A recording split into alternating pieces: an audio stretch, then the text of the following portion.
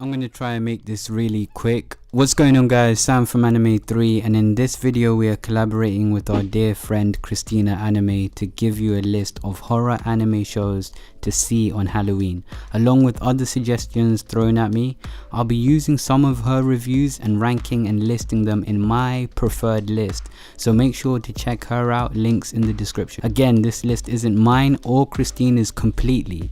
There's a lot of variables in it, like show popularity, how extreme or violent it is, its subgenres, length, and taste. Some anime on this list might not be horror but fit with a similar subgenre, so if your favorite anime isn't on the list or it's lower on the list, don't be triggered, it is what it is, guys. Starting at number 10, we have the Monogatari series. With everything from ghosts to vampires, this series has all the supernatural elements to keep you satisfied while also giving you a refreshing stylized piece of art. I'm not too sure if I've completely finished this, but I did like the style and animation of it, and it was interesting enough to keep me watching, but sometimes I hold shows for a while. At number 9, she placed Higurashi no Naku Kori ni.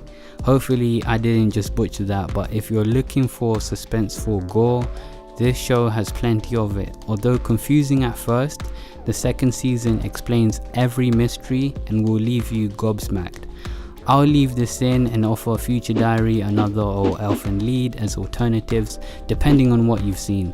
At number 8, we both have Mononoke. With an unusual yet beautiful art style, this anime discusses thoughtful themes through deep and disturbing arcs. I discussed this series here on Anime 3, so you could check that out after this video. At number 7, I have Parasite, and I was thinking about placing Inuyashiki, so you'll need to see both for a few episodes to come to your own decision.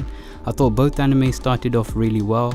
I was entranced by the concept of Parasite and Inuyashiki and wanted to move on to every episode.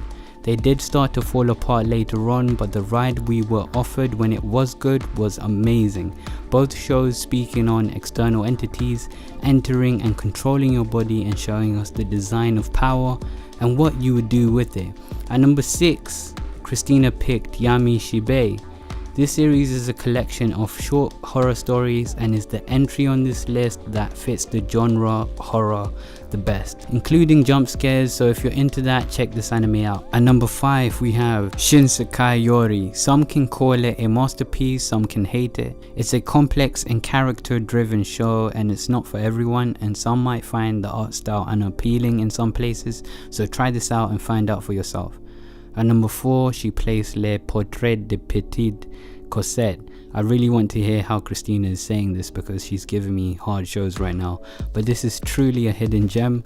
Rather than just ordinarily producing a story, this OVA is pretty much an art piece with a brilliant OST that adds suspense and awe.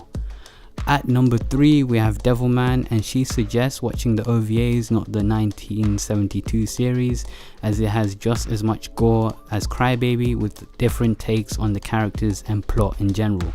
A great alternative I would want to add in would be Kemonozumi, released in 2006, had almost the same structure, violence and general material as Crybaby, but it was executed in a far better way, but that's just my opinion.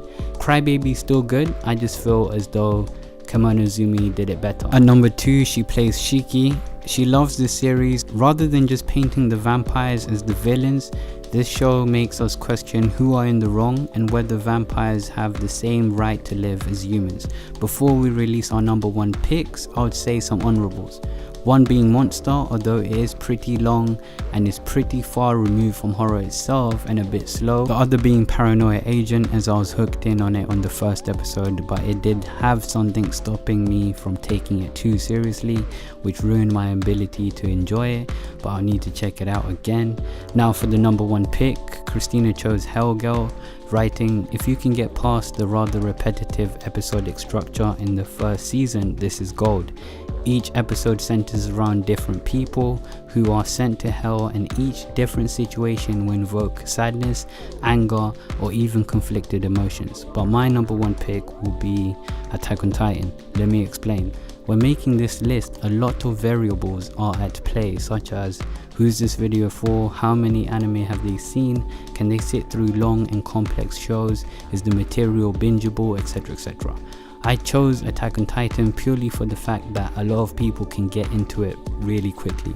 It has gore and quick moving scenes. If you're into stuff like The Walking Dead and you're trying anime out for the first time even, this could be a show for you. A lot of people might not like it as they feel they are experiencing pure shock value, but as a Halloween show to watch, it meets the criteria, and the further you go, the further you'll come to appreciate it. I can't say the same for season 2 and season 3 yet. Alright guys, hope you enjoyed this video. If you haven't already, like and subscribe, click the notification bell to stay updated. Follow our good friend Christina on Instagram, just check the description, and check out our other material. Peace.